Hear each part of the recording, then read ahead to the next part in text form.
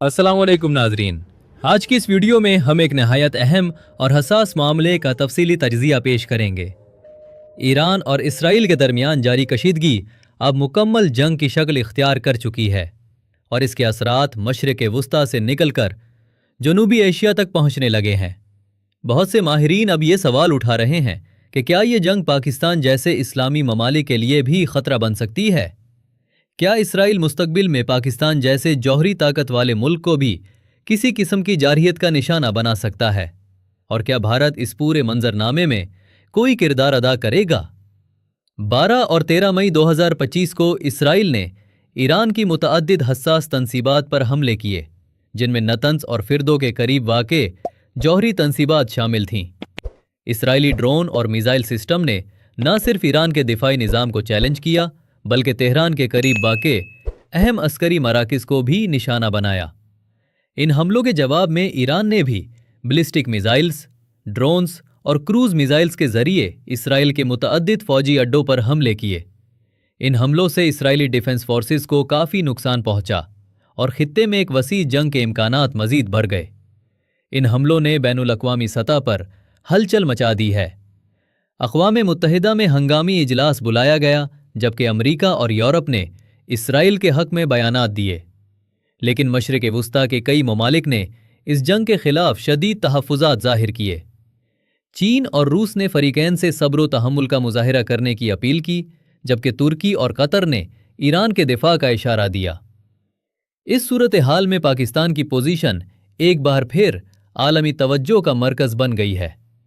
Israel और भारत के दरमियान देरीना स्ट्रेटेजिक ताल्लुकात किसी से ढके छुपे नहीं। दिफाई मुआहिदे, इंटेलिजेंस शेयरिंग और मुश्तरका मशकें इन दोनों ममालिक को एक दूसरे के मज़ीद करीब ला चुकी हैं।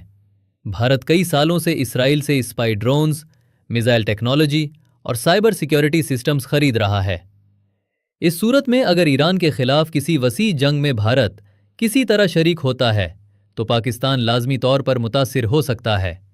इस वक्त पाकिस्तान एक जौहरी ताकत है जिसके पास शाहीन, गौरी और बाबर जैसे बैलिस्टिक मिसाइल सिस्टम्स मौजूद है। फ़ज़ाइया के पास जो इलेक्ट्रॉनिक वारफेयर और बीवीआर मिसाइल्स से लैस है। पाकिस्तान नेवी ने हालिया बरसों में अपनी सलाहियतों में खातिर खा इजाफा किया है, जिसमें क्रूज़ मिसाइल से लैस आबदोज़ी और जदीद जंगी जहाज़ शामिल हैं।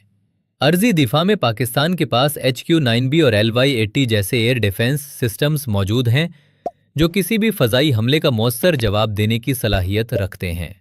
इस सारी सूरत हाल में एक ख़तरा ये भी है कि अगर इसराइल अपने मशरिक़ वुस्ता के मुखालिफिन के साथ साथ दीगर इस्लामी ममालिक को भी गैर मुस्तहकम करने की पॉलिसी पर गामज़न रहा तो पाकिस्तान जैसे मुल्क को भी किसी न किसी बहाने टारगेट किया जा सकता है। माजी में इसराइली मीडिया और थिंक टैंक्स की जानिब से इस बात का उंदिया दिया गया था कि अगर पाकिस्तान ईरान की हिमायत में बराह रास्त कदम उठाता है तो इसराइल मुमकिना तौर पर पाकिस्तान के एटमी प्रोग्राम को खतरा तस्वुर करेगा। अगरचे पाकिस्तान ने अभी तक इस जंग में किसी किस्म की अमली शिरकत नहीं की, लेकिन मुल्क की हस्सास सूरत हाल, जोग्राफियाई अहमियत और आलम इस्लाम में इसकी हैसियत के बायस इसराइल और भारत जैसे ममालिक की नज़रें हमेशा से इस पर रही हैं। यही वजह है कि पाकिस्तान को न सिर्फ सिफारती सतह पर मोहतात रहने की ज़रूरत है, बल्कि दिफाई सतह पर भी मुकम्मल अलर्ट रहना होगा। पाकिस्तान के पास अस्करी हवाले से वो तमाम वसाइल मौजूद हैं जो इसे एक मजबूत दिफाई लाइन फराहम करते हैं। JF सिपरा के साथ साथ पाकिस्तान ने हालिया बरसों में चीनी मदद से PL-15 और CM-400 AKG जैसे एडवांस मिसाइल्स हासिल किए हैं। नेवी के पास अगस्ता नंडे B तर्ज की आबदोज़ी मौजूद हैं, जिन्हें क्रूज़ मिसाइल से लेस किया गया है। एयर डिफेंस सिस्टम्स में पेशरफ्त ने पाकिस्तान की फ़ज़ाई हदूद को महफूज बनाने में कलीदी किरदार अदा किया है। जहाँ तक भारत का ताल्लुक़ है, अगर इसराइल और भारत के दरमियान दिफाई इत्तेहाद मजबूत होता है तो ये पाकिस्तान के लिए ख़तरे की घंटी हो सकता है, ख़ास तौर पर जब भारत पहले ही मकबूजा कश्मीर में इंसानी हुकूक की खिलाफ वर्जियों में मुलव्विस रहा है और पाकिस्तान के खिलाफ जारहाना अज़ायम रखता है। ऐसे में किसी भी आलमी या इलाकाई कशीदगी में भारत इसराइल के शाना बशाना खड़ा हो सकता है। پاکستان کو اس وقت اندرونی سیاسی استحکام، معاشی بہتری اور اسٹریٹجک اتحادوں پر توجہ دینے کی ضرورت ہے۔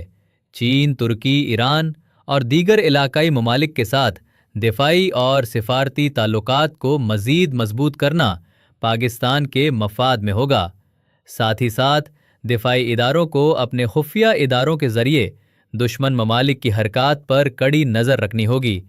آخر میں بات یہی بنتی ہے کہ اسرائیل اور ایران کے درمیان جاری کشیدگی ایک بڑے خطرے کی شکل اختیار کر چکی ہے اور اس کا دائرہ کار کسی بھی وقت پھیل سکتا ہے۔ پاکستان جیسے ملک کو اپنی سرحدوں، اپنے عوام اور اپنے نظریے کے دفاع کے لیے ہمہ وقت تیار رہنا ہوگا۔